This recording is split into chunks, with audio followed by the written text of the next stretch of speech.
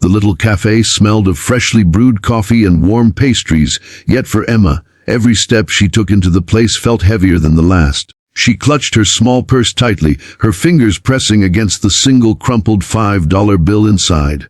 That was all she had left, $5. $5 to make an impression on a blind date she had been too nervous to cancel. She hadn't been on a date in almost 3 years. Life had not been kind to her. After her mother's illness drained what little savings they had, Emma was left juggling part-time jobs just to keep a roof over their heads. She never had new clothes, rarely treated herself to anything, and most nights dinner was whatever she could make from a can. But when her friend insisted on setting her up, Emma thought maybe, just maybe, it was time to take a risk, even if her heart screamed that she wasn't ready. Emma looked down at her dress. It wasn't new, not even close. It was one she had worn to church years ago, faded at the seams, though she tried to iron it carefully that morning to give it some life.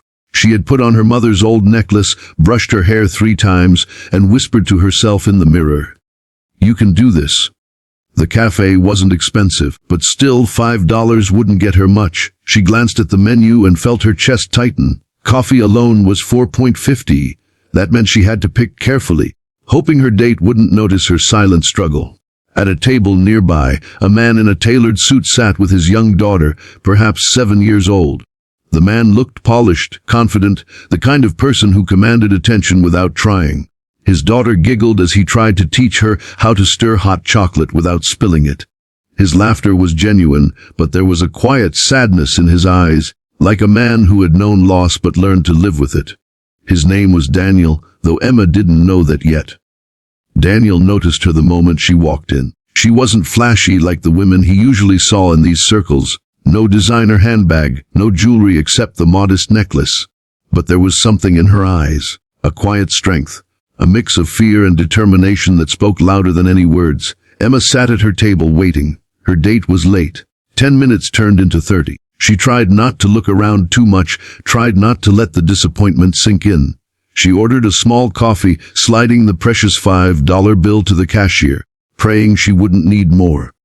When the steaming cup was placed in front of her, she wrapped her hands around it, almost for comfort more than taste. But her blind date never came.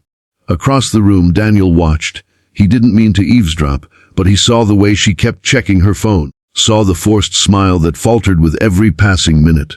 His daughter noticed too. "Daddy," the little girl whispered, tugging at his sleeve. "Why does that lady look so sad?" Daniel hesitated. "Maybe she's waiting for someone, sweetheart." "Then why didn't they come?" the girl asked, her innocence cutting straight to his heart. Emma tried to hold her composure. She took a sip of the coffee, bitter on her tongue, and forced a deep breath. She wouldn't cry. Not here. Not now. She gathered her things, ready to leave quietly, when suddenly the little girl appeared at her table. "Hi," the child said with a bright smile. "Do you want to sit with us? My daddy says nobody should sit alone when they're sad." Emma blinked, startled. Her eyes flickered to the man in the suit, who rose from his seat, slightly embarrassed by his daughter's boldness. "I'm sorry," Daniel said gently. "She's very friendly." Emma's lips trembled into the smallest smile. "It's okay, she's sweet." "Would you like to join us?" Daniel asked, his tone respectful, not pitying. For a moment Emma wanted to refuse, but the warmth in his eyes made it impossible. She nodded and moved to their table. What started as small talk soon turned into real conversation. Daniel asked about her life, not in a probing way, but with genuine curiosity. Emma spoke cautiously at first, embarrassed by her hardships, but the kindness in his voice encouraged her.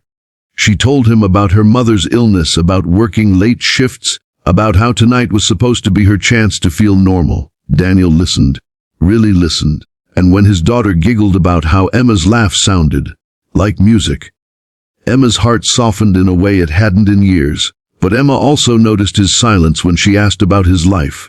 His daughter filled in the blanks, about mommy being in heaven, about daddy working a lot but always making time for her bedtime stories. The quiet grief in his eyes told her everything else she needed to know. 2 people from different worlds. One a struggling young woman with only $5 to her name. The other a successful CEO carrying the weight of single fatherhood. Yet, for those few hours, none of that mattered. Still, challenges loomed. Emma couldn't imagine someone like him ever wanting to be with someone like her. And Daniel, though intrigued by her spirit, worried about dragging someone into his complicated life.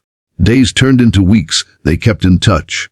Coffee turned into dinners, walks in the park with his daughter, and late-night phone calls that stretched until dawn. Emma found herself smiling more than crying, and Daniel discovered a piece of his heart awakening again. But the world wasn't kind. People whispered. Daniel's colleagues questioned why a CEO was seen with a girl like her. Emma's co-workers teased her, saying she was chasing a man out of her league. And deep down, Emma feared they were right. One night, overwhelmed, she told Daniel it couldn't work. You deserve someone who can stand beside you, not someone you have to pull up, she whispered, tears in her eyes. Daniel reached for her hand, firm but gentle. Emma, I don't care about the money, or the clothes, or what anyone thinks. You've given me something nobody else could. You've given me back hope. And my daughter, she adores you. That means everything. Emma cried in his arms that night, letting go of the fear she had carried for so long. Months later, she stood in the same cafe where it all began. Not with $5 in her purse, but with love in her heart and a family beside her. She realized that sometimes the world strips you down to nothing so you can see what truly matters. And sometimes $5 and a broken heart is all it takes for fate to bring you exactly where you belong. If the story touched your heart, let me know your thoughts in the comments. I love hearing your reflections. And don't forget, subscribe to Be Kind Always for more inspiring and emotional stories that remind us of the power of kindness, resilience, and love.